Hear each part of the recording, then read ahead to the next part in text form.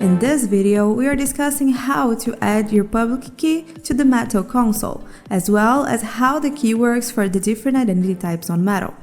First, let's go through the Equinix Metal organizational structure. Once you sign up to Metal, you become part of an organization. You can sign up in one of two ways. Either you sign up as an individual or you sign up through an invitation. If you sign up as an individual, you are made the owner of an organization that is tied to your user account. If you sign up through an invitation, you are added as a user to the organization that invited you. Then we have projects. Projects sit one level below organizations and are used to logically group infrastructure. Projects have their own set of users, but keep in mind that users can be members of many organizations.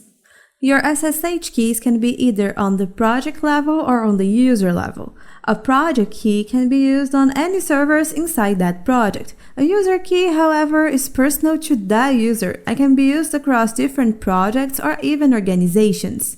When you provision a server, all your project SSH keys and all team members' user SSH keys are added to it by default. It is possible to override this and specify which keys to add when provisioning a new server. Now, let's see a small demo of all of this working together. Here I have the Equinix Metal console logged into my personal account. And on this upper left corner, you can see the organization that I'm in, also the project that I'm working in. If I click this arrow here, I can see all the other projects inside that same organization. I'll stay on the one I'm currently at, and by clicking Project Settings, I have a tab here showing SSH keys, in which I can add an SSH key. On the last video, we saw how to create the public and private pair of keys. So now I'm just gonna copy and paste the public key directly from PuTTY to the public key field on the console. I'm gonna name this key project key just to keep it simple. And on this project right now, I have no servers already deployed, so I cannot associate the key with any servers at the moment. And by clicking Add SSH Key, there I have the first project key on this project. Now let's see how to create the user key, the one that will be associated to my user account and I'll be able to use across multiple projects or even organizations. To start, I'm gonna click on my user picture and click on my profile. Now I'm gonna click on the SSH Keys tab and click on the Add New Key button. Again, I'm gonna copy the public key. This one I generated off camera, so it's a different one from the project key. It is important to notice that attaching a key to a server won't grant this key access to the server using SSH, only serial over SSH. But this is the topic for our next video, so I won't enter in too much detail about it.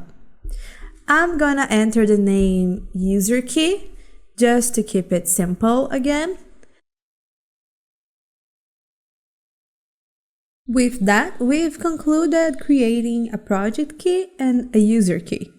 To finish off this training, let's see how both the project key and user key behave when you try to deploy a server from scratch. Here, I'll access the project I'm working in, and I'll do the standard process to deploy an on-demand server.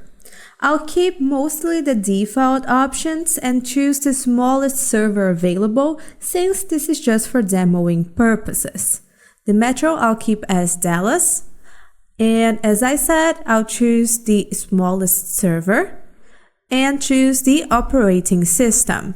Now, the SSH keys options live under the optional settings tab, and you can see that the only existing project key is the one we created.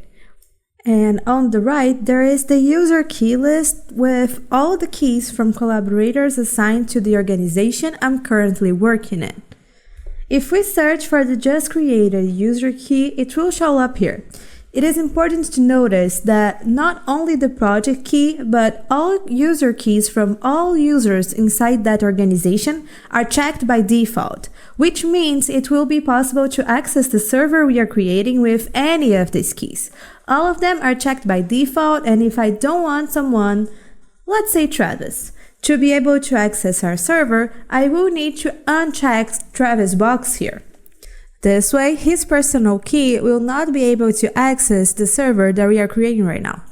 So, quick recap. We learned how to create a project key and user key and how to create a server using those keys to access it.